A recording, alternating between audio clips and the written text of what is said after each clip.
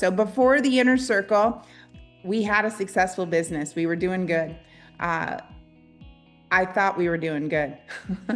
But the rotating door for staff members was swinging a lot more often than I wanted it to swing. In fact, right before I joined the Inner Circle, I lost a really, really important staff member, somebody that I thought was family, and I was literally crushed by his departure. And I don't know if you guys have ever been in that place where you feel like you've poured everything into somebody, your heart and your soul, and you've really kind of gathered them up in your arms, their family and everything. And then one day he just decided that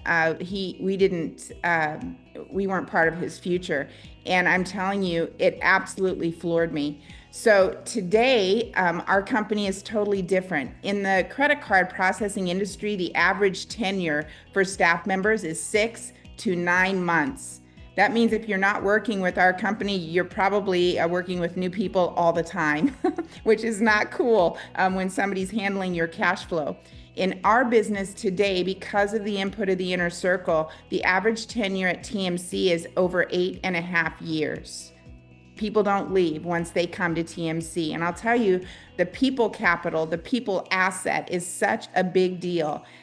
Not having to figure out how to replace people all the time, not having to figure out how to, implement new systems all the time with brand new people is almost priceless. So what did we put into place in the last 5 years? I'll tell you this. Before the Inner Circle, if you would have asked me, what are the goals and the dreams of your team? I would have said, I have no idea, but I do know if they're on time. I know if they're doing their job. And I know if I have any problems with them.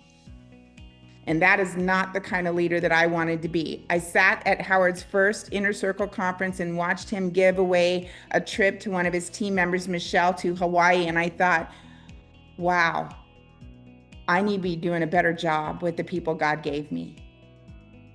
And in that moment, I thought, you know what, I'm going to plug into this community. And so I'm an all-in girl. I went all in. I'm like, how can I serve? How can I be part of it? How can I get myself into a situation where I get to learn as much as quickly as possible from this amazing group? And it's yielded amazing benefits. I have now been able to see leaders rise in the company. I had no idea before, but I was literally holding leaders down in my company and I didn't even know it. I thought I was providing a great place to work. Like I said, we were doing a good job fiscally, but I did not realize that I wasn't making room for the people on my staff to grow. I was hogging up the org chart. I was actually really proud of the fact that, listen, if there's no question in this company, I cannot answer. Today, there are lots of questions I cannot answer, and I couldn't be more excited about it because they don't need me. They do not need me in that office.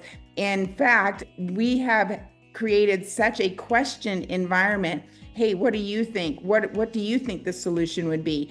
All the way down through the entire organizational chart, that we no longer employ employees. We employ people who think like business owners and leaders. Everybody, from the new hire to the person who's been with me for 24 years. So what I would just say to you, if you're in the Inner Circle, plug in big time, go all in, see how you can serve the community, see what you can do to bring a full measure of everything you have, because you get out of anything what you put into it. And Howard's right, the two things, learning the systems and implementing the systems are a big deal. And the number one system that we implemented that I think has made the biggest difference is how we take care of the people. So that's my share. I hope it serves you guys today. I'm so pleased and honored and blessed to be part of this community. It truly is rare air.